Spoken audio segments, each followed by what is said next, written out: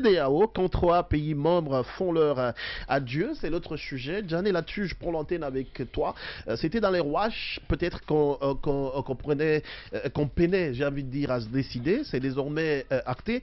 Le Mali, le Niger et le Burkina décident donc de bouder la CEDEAO. Ils motivent leur retrait par le fait que l'organisation n'est pas fait de cadeaux après les changements de régime que ces pays ont connus et n'auraient surtout pas fait assez dans la lutte contre le terrorisme et se serait plutôt précipité dans les sanctions.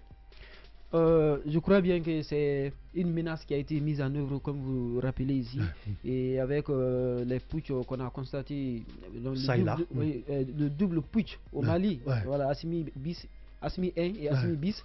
Ensuite, du côté de l'autre côté, avec Ibrahim Traoré également aussi. Il faut dire aussi c'était les mêmes personnes qui avaient fait le coup d'État contre l'ancien président Roch Marc Kaboré. Après, il est revenu donc faire encore un autre coup d'État, donc coup d'à-coup, comme on aime à le dire souvent. Après, voilà, la saison guinéenne également. Donc, mais tout, il le disait, après que le Tiani ait pris le pouvoir du côté du Nigeria. Donc, oui, le général Tiani. Donc, ils ont dit, avec les sanctions infligées à la République du Niger, ils ont dit que ces sanctions étaient injustifiées, illégales, inhumaines, irresponsables, comme ils ont rappelé hier dans le communiqué sorti, et pour dire que d'ailleurs ils se réservent leur droit si effectivement la CEDEAO ne revenait pas à reconsidérer sa position contre les États.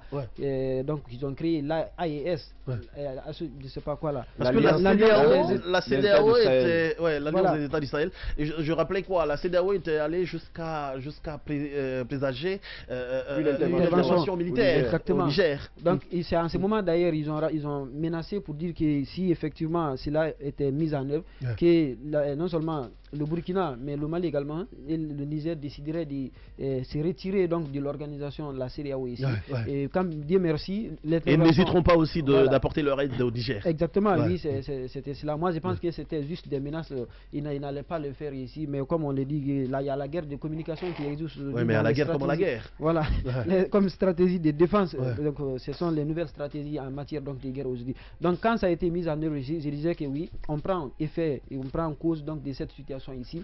Mais je pense bien que cela va beaucoup plus affaiblir la CEDEAO, il faut le dire ici, parce que ce sont quand même des États importants, quand bien même que ces États sont des États qu'on appelle ici les États continentaux, parce qu'ils n'ont pas accès à la mer ici. Donc ça fait que c'est difficile pour ces États non seulement de surpasser ou donc dépasser, je vais dire, cette période ici, mais également aussi du côté de la CEDEAO aussi, ça constitue un point d'affaiblissement pour l'organisation, parce que les 3 États font aujourd'hui ce qu'on appelle 69 millions d'habitants ici, ce qui n'est pas à minimiser dans le commerce non seulement de la CEDEAO, mais également aussi avec les autres États membres. Ça c'est les conséquences.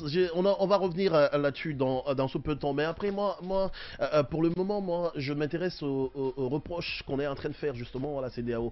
Est-ce que pour toi, la CEDEAO devait plutôt accompagner ces coups d'État, j'ai envie de dire? Est-ce que c'est pas faire un mauvais procès à la CEDEAO? Justement, c'est pour dire aujourd'hui que nulle part, il n'y a aucune convention internationale en la matière qui autorise aussi, vous voulez, qui voudrait qu'une organisation apporte un soutien aux jeunes, aux putschistes, illégitimes et illégaux, parce que c'est réprimé. C'est la question. Légal. Je ne sais pas pourquoi. Non, vous savez, voilà. Le mot vaut son pesant d'or pourtant, parce que la question s'est posée aux Nations Unies, l'organisation des Nations Unies ici, parce que certains ont estimé que le but d'existence de l'État, c'est de contribuer à améliorer les conditions de vie de sa population, et que dès lors qu'un gouvernement se détournait de cette vocation ici, il va sans dire que ce pouvoir devient illégitime, même si ce pouvoir avait été élu, qui est issu de l'émanation populaire ici. Donc si il se détourne donc de sa vocation principale, il va sans dire que ce pouvoir, n'est-ce pas, est appelé à être battu en brèche. Je crois bien que c'est une des philosophies même de l'intervention des États-Unis dans les politiques intérieures de certains États au niveau donc l'Amérique du Sud, donc qu'on appelle les États du Pacifique ici. Donc c'est la justification qu'on a dit. Il y a une deuxième thèse, on a dit que non, attention, si on va à cela, il n'y a pas un seul État au monde qui ne subit pas ce qu'on appelle une crise intérieure.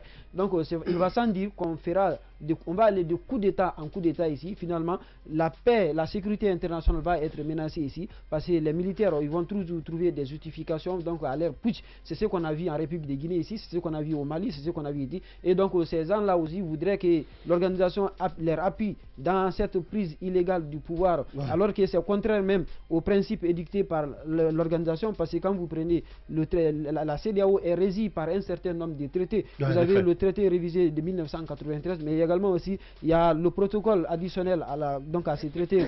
Parlons de tout ça juste après le tour d'horizon de Djonka. Je pense bien qu'il faut, quand vous adoptez des textes régissant le fonctionnement, les mécanismes, les attributions, l'organisation, la coopération, il faut obligatoirement les respecter ici, sans quoi vous aurez quand même adopté des textes qui resteront dans les tiroirs ici. C'est pourquoi donc la CEDEAO ne pouvait pas les raconter ici. Donc j'évoquais ici non seulement le traité révisé de la CEDEAO ici, donc qui régit l'organisation également. Vous avez également aussi ces protocoles additionnels. Vous avez le protocole additionnel de 2001 qui est relatif, n'est-ce pas, à la démocratie et à la bonne gouvernance, qui ont donc quand vous prenez certaines dispositions, stipulations donc de cette convention, il est dit qu'il y a certains principes qu'on appelle les principes constitutionnels, de convergence constitutionnelle, on les appelle comme ça ici, qui interdit par exemple toute prise de pouvoir, n'est-ce pas, par des moyens illégaux. Et qui parle de prise de pouvoir par le moyen illégaux, on fait allusion naturellement au coup d'État, naturellement. Et donc les changements anticonstitutionnels également ici.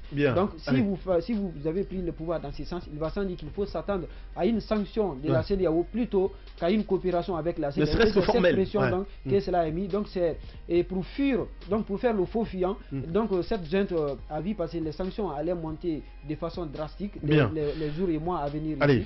Donc il faut dire qu'il faut dénoncer cela pour encore mettre la population dans le pétrin ici. Parce que une Procureur Odilon, sortir c'est peut-être préserver une certaine dignité, comme le dirait l'autre, ou encore faire montre de bravoure ou de courage. Mais ce sont aussi des pays qui ne sont quand même pas développés. Donc économiquement, ça peut forcément avoir des coups sur eux. Oui, naturellement, ça peut avoir des coups sur eux, mais aussi sur l'organisation. Il faut quand même rappeler que autant on est libre d'intégrer la CEDEAO, une organisation à travers une convention internationale, un traité international, autant on a aussi ce droit-là de se retirer lorsqu'on se rend compte que au sein de l'organisation, il y a certaines dispositions conventionnelles qui ne vous conviennent plus. Justement, j'allais poser cette question parce que ça a l'air tout facile. Oui, mais genre on se lève au matin, on fait un communiqué conjoint, et on dit on se retire, donc on s'en va quoi, on s'en fout. Oui, sauf que si nous avons on a le droit de se retirer d'une convention, il y a également la procédure à suivre. Justement, c'est la question. La procédure à suivre. Pourquoi je le dis? Parce que la notion de retrait est reconnue au sein de la CEDEAO à travers l'article 91 du traité de la CEDEAO. Et l'article 91 nous enseigne que on a le droit de se retirer, mais sauf que ce retrait doit être notifié par écrit. Doit être motivé. Oui, par écrit auprès du secrétaire exécutif de la dite organisation qui va informer les autres États membres. Voilà. Et il y a un délai d'1 an, au cours d'1 an, voilà, le délai doit courir, c'est après 1 an que ce retrait est effectif. Mais avant ce délai, les exigences, le contenu de la convention continue à s'appliquer sur l'État ou les États qui ont demandé leur retrait. Cela est très important. Tiens, parce que j'allais poser cette question. Voilà. Et jusqu'ici, est-ce que la CEDEAO peut continuer à avoir du pouvoir sur ces 3 pays? Au regard de l'article 91 de l'acte constitué de la CEDEAO, il n'y a pas de problème. En traité de la CEDEAO, il n'y a pas de souci en cela. Bon, après, est-ce qu'on va avoir en face des attitudes de rébellion de ces États-là? Là, c'est sûr, je ne peux pas présager cela. Mais au regard du contenu de l'article 91, jusqu'au terme d'1 an, du délai qui vaut 1 an, eh bien, la convention continue à s'appliquer, le traité continue à s'appliquer sur le Burkina, le Niger et et la République du Mali. Mais il faut quand même dire que cela était prévisible parce que le 16 septembre 2023, Gagné l'a rappelé, ces 3 États s'étaient réunis pour mettre en place ici une charte qu'on appelle la charte de l'Iptako Gourma, qui mettait institué ici l'Alliance des États du Sahel. Et l'objectif de cette charte-là, c'est quoi? C'est de construire une architecture de défense et une assistance mutuelle en faveur des États partis. Donc il était important de rappeler. Alors en parlant des conséquences, il faut d'abord rappeler que les conséquences ne se rabattent pas seulement sur les États qui ont demandé leur retrait. Même l'organisation sous-régionale devra payer les frais. La première observation à faire, c'est quoi? C'est que l'organisation est réduite à 12 États aujourd'hui, à 12 États littéraux de l'Afrique de l'Ouest. Donc, quand on prend le Mali, le Burkina et le Niger, à eux seuls, ils font 2,75 millions de kilomètres carrés sur 6,1 millions de kilomètres carrés pour toute l'organisation. Première observation. Et l'autre chose, c'est quoi? C'est que la circulation des personnes et des biens va également être impactée. Parce que nous avons en face de nous 3 États qui sont dépourvus d'accès à la mer. l'a rappelé. Ce ne sont pas des États côtiers. Et la région aussi va payer les frais. Pourquoi? Parce que leur retrait va impacter la coopération entre eux et l'organisation. Et cela va supposer immédiatement des implications sur les exonérations. Sur le visa, par exemple, les exonérations de taxes avec des retombées sur les prix. Donc, il y aura forcément une flambée des prix dans les rapports qui vont désormais, surtout d'un point de vue économique, qui vont désormais lier ces 3 États aux autres États de l'organisation. Ça, c'est en principe. Sauf que, d'un point de vue bilatéral, il peut y avoir toujours des compromis que les autres États membres de la CEDEAO pourraient trouver avec ces trois États-là. Donc, je parlais de l'augmentation des coûts des importations, la difficulté à exporter les produits dans les pays voisins. Donc, autre chose, ça c'est pour les États, ces États-là surtout. Et il y aura une réduction des opportunités d'emploi. Vous savez, quand on prend un peu le traité de la CEDEAO, il y a beaucoup de dispositions qui sont prises pour encourager la coopération entre les États membres. Et quand la CEDEAO est une organisation d'intégration en principe. C'est une organisation d'intégration, donc, et qui parle d'intégration dit qu'on met vraiment l'accent sur les aspects économiques. Et on ne peut pas parler d'économie aujourd'hui et occulter la question d'emploi. Donc l'autre conséquence également, je parlais de l'accroissement des coûts sur les prix, il y aura aussi également l'accroissement des coûts des transports. Voilà, s'il est facile aujourd'hui, s'il y avait une certaine facilité dans le transport, une harmonisation par exemple des coûts de transport entre les pays de la sous-région, donc cela va vraiment impacter. Il y a au niveau régional, il y a beaucoup de programmes, de projets régionaux qui sont souvent initiés. Donc ces États ne pourraient plus être bénéficiaires s'il y avait des projets en cours ou des programmes en cours à l'initiative de l'organisation sous-régionale. Vraiment, ces États devront perdre automatiquement tout ce qu'il y avait comme programme et projets régionaux initiés en leur faveur. Il y a, au niveau des voyages, par exemple, au niveau des voyages, il y a la restriction sur les voyages entre les États voisins. Et après, il y a une grosse question qui va se poser. Il y a quand même des déplacements des personnes, des migrants, qu'ils soient réguliers ou irréguliers, qui sont installés, entre autres, dans les différents États. On se pose la question maintenant, quel va vraiment être le statut ou quel va être le regard des autres États de la sous-région ouest africaine vis-à-vis des citoyens maliens, burkinabés et nigériens qui sont installés dans ces États-là. Pour terminer, il y a également la perte d'accès aux fonds de développement régionaux.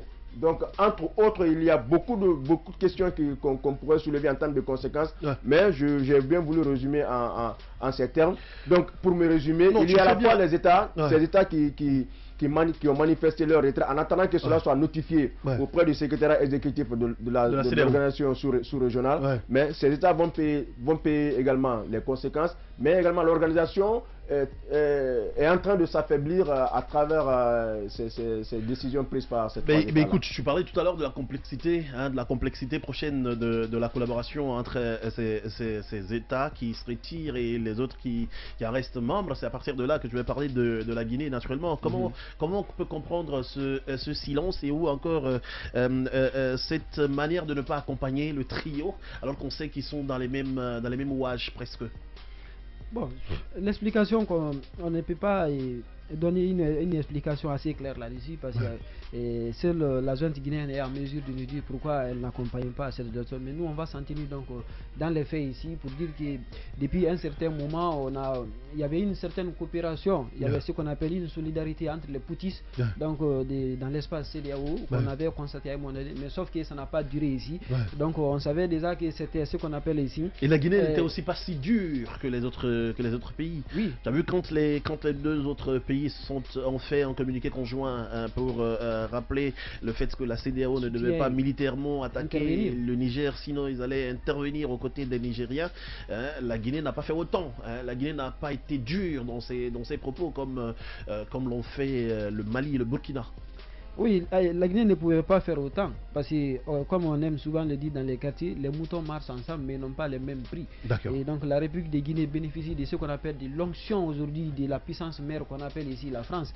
Et vous avez vu que je vais parler le Sénégal, et le Mali, le Niger, le Burkina sont en train de subir effectivement l'appellation qu'ils ont donnée à ces sanctions de la CEDEAO, également aussi de la communauté internationale ici, sont des sanctions inhumaines, parce que nulle part on ne peut interdire ce qu'on appelle l'importation des produits qu'on appelle pharmaceutiques à un État. C'est vraiment la rigueur, c'est l'extrême rigueur donc dans cette situation. Et la Guinée n'a pas subi cela. Les autres sanctions infligées à la Guinée ne sont pas, parce que la Guinée est un État côtier de facto, il faut voir comme ça, mais également aussi des usures. Il faut voir combien depuis que la junte guinéenne est au pouvoir en République de Guinée, elle a bénéficié. Moi à un moment donné j'avais fait le calcul, on était à plus de 450 millions de dollars qu'elle avait bénéficié donc de la part, comme appui financier de la part des institutions internationales, alors que ces mêmes institutions font restriction sur le Mali, sur le Burkina, sur le Niger. Et en Guinée, on court, on vient, on apprécie même.